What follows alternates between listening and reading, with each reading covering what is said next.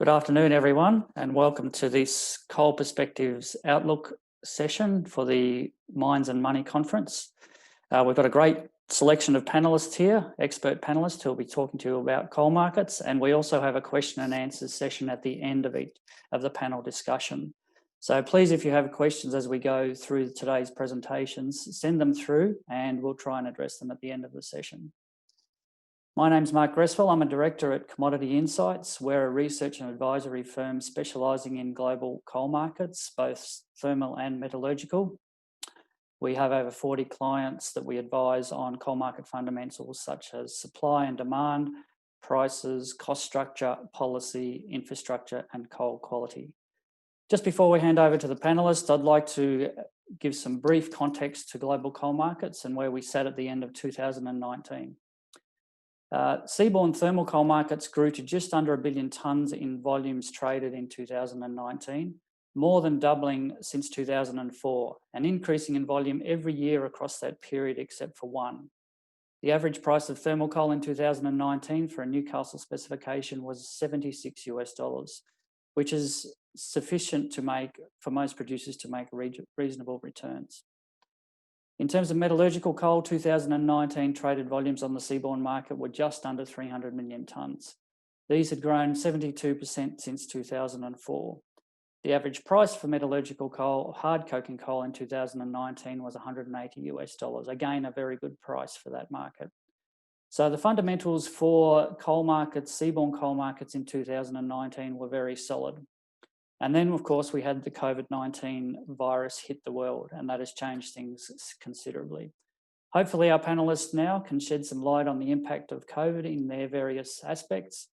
And I'll hand over to our first speaker. Our first speaker is Lachlan Shaw, Director and Head of Commodity Research at National Australia Bank. And Lachlan will give his thoughts on the macro market. Thanks very much, Lachlan. All right, thank you very much, Mark. And thank you all for joining today. So as Mark said, last year, the coal market for both thermal and met was really in a fairly healthy state. Coming into this year, things have taken a little bit of a turn for the worse in the short term. Just to quantify that, current spot coal prices for Newcastle spec are in the low $50 a tonne US, and for premium met coal ex-Queensland, around $113 a tonne for peak downs as of yesterday. So prices have come down quite a way. I'm going to talk about drivers behind that, impacts of COVID, and brief comments on the outlook for both types of coal.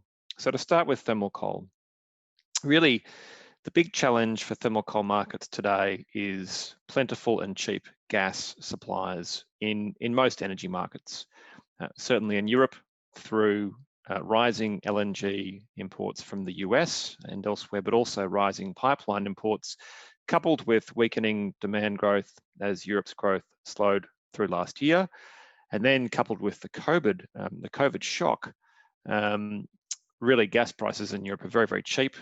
Add in carbon prices, and it's a very challenging market for thermal coal in integrated power generation. And so we've seen European thermal coal demand fall significantly, down by around 100 million tonnes on an annualized basis from peaks in 2016.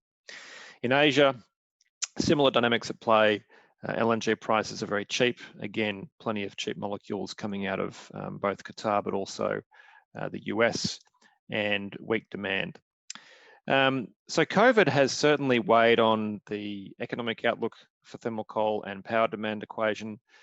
Coming out of the COVID shock, we do anticipate, though, that it's an improving outlook for thermal coal prices.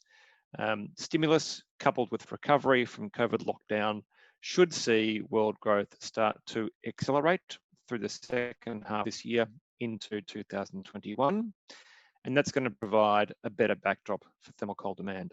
Having said that, we do bank on a recovery in oil prices, but crucially, gas prices as we move through this year and into next year. Without a recovery in natural gas prices, I think the outlook is challenging for thermal coal prices. So from current spot levels of around $52 to $54 US a tonne ex Newcastle, we're expecting those prices to lift into the low to mid 60s a tonne by the end of next year. For met coal, it's been a similar downward price environment in the last 6 months or so. More recently, the COVID crisis has seen steel production in Europe, Japan, North America particularly, has come off in line with factories, particularly auto manufacture and construction activity, also stalling because of COVID lockdown. That has seen demand destructed for seaborne met coal, and prices have come off as a result. Again, though, we do anticipate that post-COVID recovery, coupled with the impacts of massive coordinated global stimulus, and in particular, recovery in auto manufacture and construction in India, Europe, and eventually North Asia, that will create a better backdrop for met coal markets moving through the second half of 2020, but then also particularly into 2021. Coupled with some discipline on the supply side, we think this creates the environment again for met coal markets to start to normalise, stabilise, and for prices to lift heading into the end of next year. So compared to current spot prices of around about $112, $114 for peak down spec ex-Australia, we do anticipate prices to lift towards the $135 US a tonne mark by the end of next year. So risks to this view, just before I finish, there are a number of risks. I think a resurgence in COVID spread is certainly a risk. I think the key insight here really is how individuals and business responds to potential resurgence in COVID cases. I do think that government policy will be more nuanced this time round. I don't see likelihood of broad lockdowns coming into effect, rather much more targeted lockdowns are likely. Also factors to consider, just the extent and pace and size of stimulus that central banks and governments have brought into the global markets in response to COVID. We do expect that to continue and to remain in effect for some years. And finally, NAB FX strategists do believe that the US dollar has just started to enter a depreciation down cycle that we expect will last some years, forecasting potential for the US dollar on a trade weighted basis to fall by 10, perhaps 20% in the next 2 to 3 to 4 years. That usually results in commodity prices in US dollar terms rising. So I think I'll leave it there, wrap it up. As I say, the worst perhaps is not yet behind us, but on a 12 to 18 month view, I think it's a more positive outlook for coal prices. Thanks, Mark. Thanks, Lachlan. Very interesting outlook on both markets, and nice to hear some positive outlook as well, even if it's muted. Our next speaker is Sarah Liu, who's the Deputy General Manager at Fenwei Energy based in China, and she's going to bring us up to date on COVID's impact on the steel, power and coal sectors in the very important market of China. Over to you, Sarah. Sarah, you'll need to turn your microphone off mute. Oh, okay. Yeah. Please. Thank you, Mark. Yeah. It's happy to join this panel session. So today I would like to introduce you about the impact of the COVID-19 on China's coal market and what's happening in the Chinese coal market post the COVID-19. So the outbreak coronavirus pandemic brought great impact on the China's economy and social life. China's GDP fell 6.8% in the first quarter, the lowest since the GDP data was released from 1992. February was the most impacted month. Major economic indicators plummeted. With the effective control of the COVID-19 and boosted by the stimulus measures, China's economy has been recovering since March. The economic indicators improved remarkably, with the year-to-date job degree narrowing dramatically. Industrial production gained positive growth in April and May. Power, iron and steel, coal, cement, base metal, vehicle all realized the positive growth. and the PMI showed a V-shaped reversal, standing above the threshold of 50 for 3 consecutive months. In terms of coal, the coal supply is sharply affected by COVID-19 and is recovering strongly. The coal output reversed to positive growth, year-on-year growth in March and April. May production slowed a little bit, resulting from holding the party's 2 sessions. January to May, coal output grew by 0.9% to 1.47 billion tons. Comparing to the coal supply, the impact on coal demand by COVID-19 is bigger and lasts longer due to lagging resumption of downstream sectors, especially for thermal coal. So we see coal prices, both thermal coal and coking coal, falling dramatically in March and April. Well, the thermal coal demand picked up significantly from May, driven by comeback factors. The first, the economic recovery lifted power demand and coal burn. In May, power consumption grew 4.6% year-on-year. The coal burn at key power plants gained 7.8% in May and 8.3% year-on-year in the first half of June. Second, weak hydro power left more room for thermal power. Hydro generation fell 16.5% in May, and May year-to-date dipped by 11% year-on-year. Third, the coal mines safety accidents in AA Shanxi province caused intensified safety inspections in the major producing areas. As well, the coal production in Inner Mongolia is constrained by tight coal sales invoice control and special coal-related corruption investigations for the past 20 years. Fourth, Dutch line maintenance delayed 1 month to May and slowed coal supply to the coastal market. Fifth, tightening coal import restriction supported domestic coal market. Coal imports in May reduced by 9 million tons month-on-month to 22 million tons, down 20% year-on-year and 30% lower than the first 4 months average. So along with the demand recovery and supply constraints, thermal coal price rebounded firmly.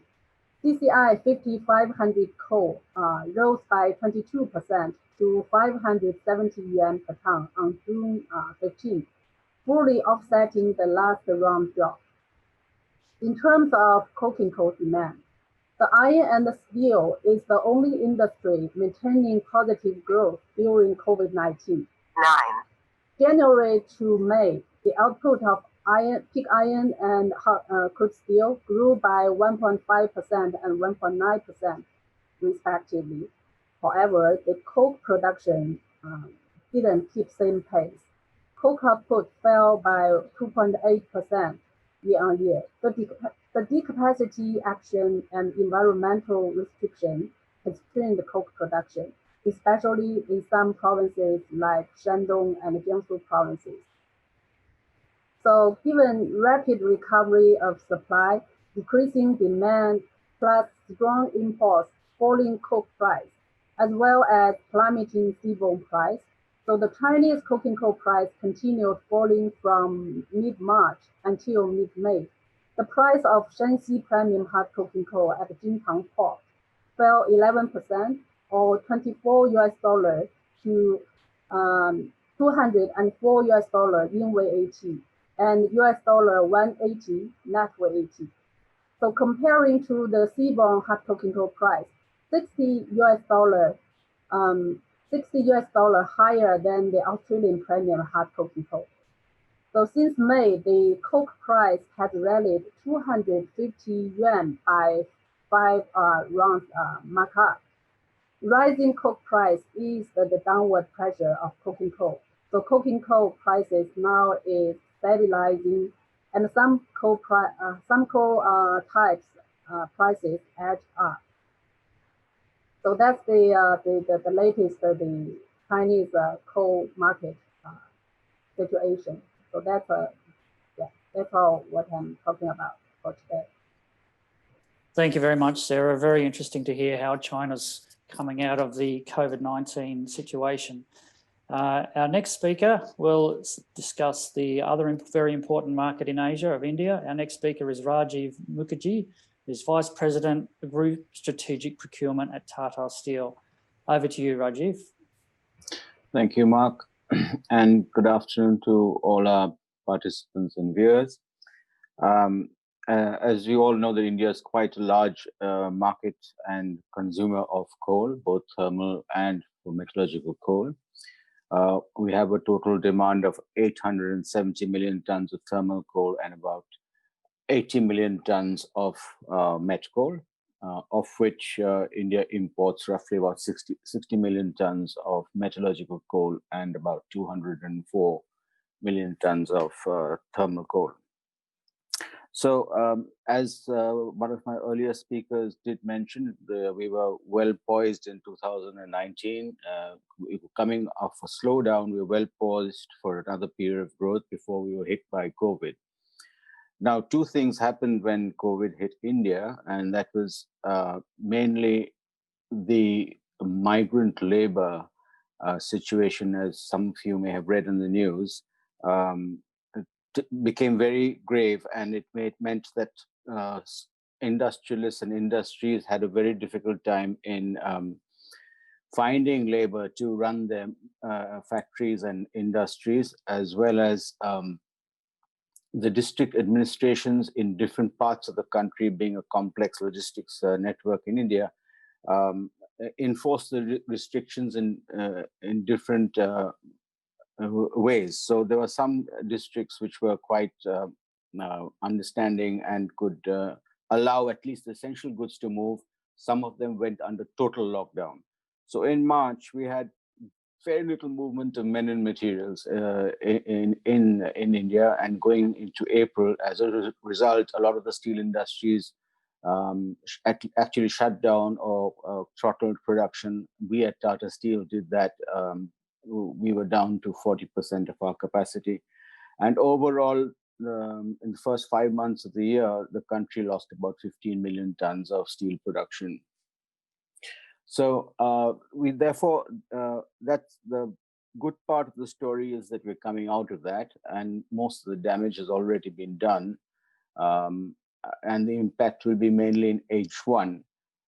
So met coal, as you all know, is for coke ovens, and coke ovens don't get shut down. So the consumption of metallurgical coal was not so seriously impacted, and we will be about 5 million tons lower than last year on an overall basis. However, thermal coal will be down by about 45 million tons, from 182 down to about 145, 146 million. And the plant load factor in the coal plants will be around 52%, with inventory standing at 29 days as against the mandated 22 days. So that's going to add some pressure to the thermal coal market as far as India is concerned. As far as the steel industry goes, as I did mention, apart from the labor shortages and the lack of liquidity in the system, because the supply chain being shut down, there was no movement to trade and goods. A lot of the industry actually closed down, and major sectors that were hit were construction, automotive, and consumer durables. Construction at this point of time is looking up after the government has eased a lot of the restrictions, and a lot of the downstream and upstream industries and construction sites have started operations again. So we see a significant uptick in construction activity as well as construction materials. However, what is of concern is the automotive sector, which is roughly slated to be down by 33% this year. And there doesn't seem to be any significant improvement. There are some small green shoots, perhaps, of the automotive sector, picking up, but it will be another difficult year in FY21. So for automotive and for consumer durables, again, with the easing of restrictions and lockdowns coming off in many states, that we also see an uptick, but overall for the year, they'll be down about 30%. So, however, I must caveat the uptick by saying that the rate of infections has not come down in India, and the governments, and especially the state governments, have their own take on whether they should further lock down or they should open up. So, whilst we are hopeful that the situation will continue to open up, it is not unlikely that in the next few months we might see, a yo-yo effect of lockdown and opening up again as the virus is contained or spread. So that's going to be. We'll only have to wait and see. At this moment, it looks bullish in terms of the of production going up. In fact, we have taken a call to ramp up production capacity to its full capacity in July. And for the imported coal, for metallurgical coal, that means India will start importing, I think, in significant quantities, maybe the end of July, early August, because everybody has large inventories, including us. And we have to run those down before we start picking up the market again. So India, along with China, of course, are two major markets in Japan for metallurgical coal, and this last 2 months has really swung the needle as far as the prices are concerned, as well as the volume of imports. But we do see, and I agree with the early assessment, that we should see prices ticking up to about $135, $140 towards the end of this year or early next year.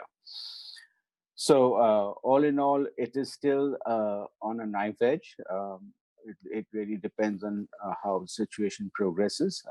But for the moment, we believe that the worst may be over, and if there are no further wobbles in the coronavirus scenario, then we'll be on the way to recovery. So that's my take on India. Thank you. Thanks, Rajiv. A very helpful and insightful insight to India.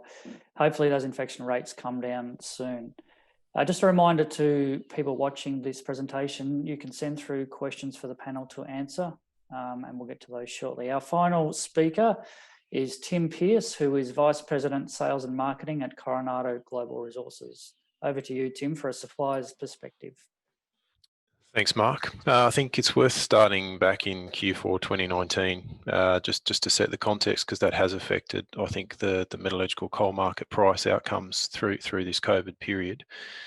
2019 was a good supply year. We've had growth for the first time after a little while in Australia, and certainly some reasonable growth out of Russian supply into the seaborne market, particularly in PCI.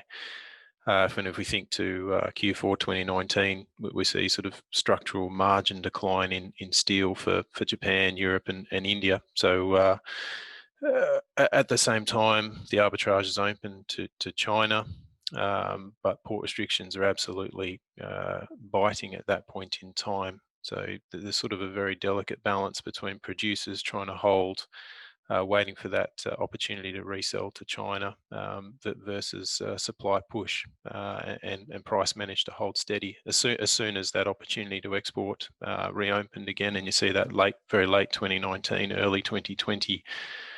Certainly Australian producers took the opportunity to sell into that. There's some uncertainty, obviously, with the major event of Chinese New Year, sort of early in the period in 2020. So I guess key point being, you saw a very quick sort of removal of inventory from Australia early in that 2020 period. That plus a rainy season, plus some well-publicised mine issues, and the early 2020 environment was actually pretty tight for supply and demand in met coal. If we move forward into March, and I guess that's when the key sort of uncertainty started to emerge from a producer's point of view. Early reactions to COVID from some international customers was in fact to regard it as a supply threat.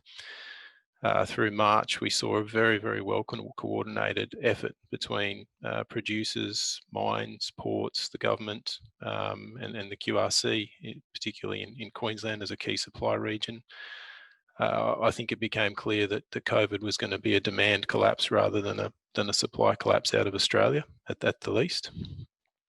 And really, I guess by late March and early April, we were seeing that play out. The rash of announcements across the globe on steel end users reducing their factory production and steel producers reducing production outlook at the same time. We saw April volumes reasonably stable as committed shipping, but the impact of all those decisions really hit the met coal market in May. That's when we basically saw total loss of Japanese and Indian shipping at that point in time, and the Chinese market being the only market functioning. And at that point in time, it's not just met producers selling to customers. We're also in effect competing with our customers of coal that's had to be taken and resold as it doesn't have a home at works. All sorts of trade flows being disrupted in terms of coke being resold from international mills, and even steel flows being reversed. I think it's important to mention the Vietnamese market through this point in time. Vietnam was actually very, very successful in managing the COVID situation early on, and that market functioning certainly had a very big impact to supporting the bottom end of the metallurgical coal market. We saw that become a very important outlet for PCI, which is always impacted very heavily and very quickly in any rapid change in demand. Certainly we've seen the impact both, Coronado is a US and an Australian producer. We've seen the impact both sides of the globe.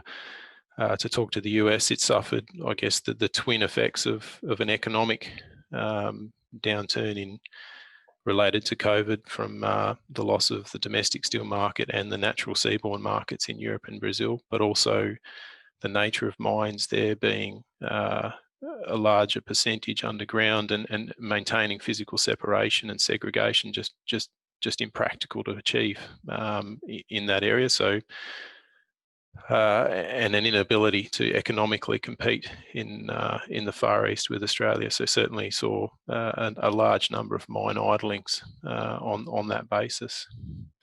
I think consistent with what the previous speakers have said, we've seen June really is the resumption of a functioning market again. To talk a little bit about the production decision all the way through, we've seen, as we talked about, the US become the swing supplier in the met coal market. It's economic and a viable option there to reduce production versus the very, very high fixed cost portion essentially of Australian coal mining. I think Australian production, you could say, post the 2012 price boom, had sort of taken the mentality of tonnes at all costs. That I don't think that's been the case since the last price upswing. Cost discipline's been reasonably well maintained, so there isn't easy margin to be gained in this, albeit mines have benefited from some currency depreciation that's in the Australian dollar that's recently reversed, and certainly energy input costs from the reduction in fuel prices. So there's still been some margin available for most large met coal producers, and maximum production has been, while there's a market to take it, has been the economic answer for most mines. I think you can see certainly growth capital pulled back, and evidence of lower quality thermal mines and potentially some single product PCI mines slowing down. But by and large, while there's a market, there's the right answer has been full production. And to talk to, I guess, the background with the low inventories sort of going into the key demand crunch, if you like, of COVID, mines have basically been able to manage that lull in shipping, and with a resumption in June of functioning market, sort of be able to manage their way through with inventory through that period. And looking forward, I think to echo previous speakers' comments, we've seen shipping conversations looking forward have certainty. We see opportunities or steelmakers positioning for Q4 recoveries and talking about on that basis. Certainly, it's real, the conversations in the market about port restrictions in China. I think what that really does, though, is focus people's attention on, or end users' attention on, taking the right type of coals. There has to be a fundamental fit between the type of coal and an end user with demand for that type of coal, primarily higher quality hard coking coals. So I think to use Mr. Mukerji's words, things are sort of on a knife edge for price direction in terms of how port restrictions apply to tighter and tighter grades over the balance of the year versus the resumption of shipping from the Indian market in particular. But I think our view would be, based on the certainty we see in conversations with customers, that there is room for price to rise towards the end of the year. Thanks, Tim.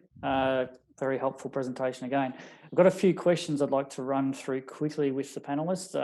Panelists, we're short for time, so if you can keep these to 1 or 2 sentence answers if possible. The first one is, I'll address it to you, Tim. Is China increasingly going to source coal from Russia rather than Australia? I won't sort of buy into the politics or make a forecast on that. I think anything's possible, but what I see, again, I think there's a fundamental need or demand from mills for low vol, low ash, low sulfur hard coking coal, and that fit shouldn't change. Okay, thanks, Tim. That's very helpful. A quick question for Sarah. Sarah, do you see further changes in Chinese policy to restrict imports?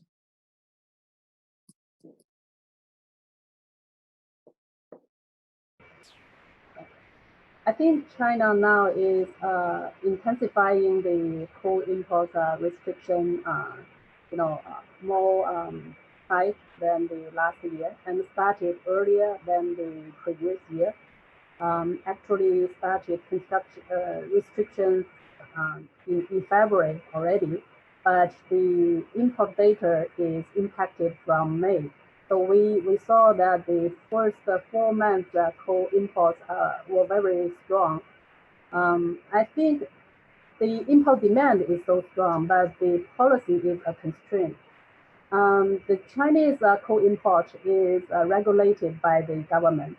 The target is to keep the coal imports at a reasonable level, meeting the domestic supply gap.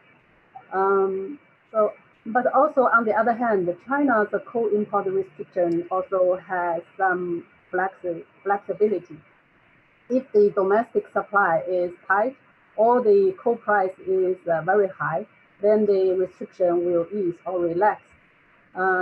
So far, we think in the short term, the restriction may not lose significantly, but can be adjusted a little bit, because now is the peak demand season for thermal coal, and the end users, the stock is not very high, and the coal burn is higher than the last year. So okay. At the moment... Thanks, Sarah. I'll have to cut you off there. Sorry, that was very helpful. Sorry, just one quick question to wrap up with for Rajiv. Rajiv, do you see active investment interest in Australia for coking coal this year? 1 sentence answer, please. We're running short of time. No, I think this year the appetite for investment will not be there. Perhaps going forward in the years to come, we'll see that, but not this year. Okay. Look, thanks very much to all our panelists. Unfortunately, we've run out of time, but that was a very informative and helpful session, and hopefully our viewers have gained as much as I have. So thank you for your time. And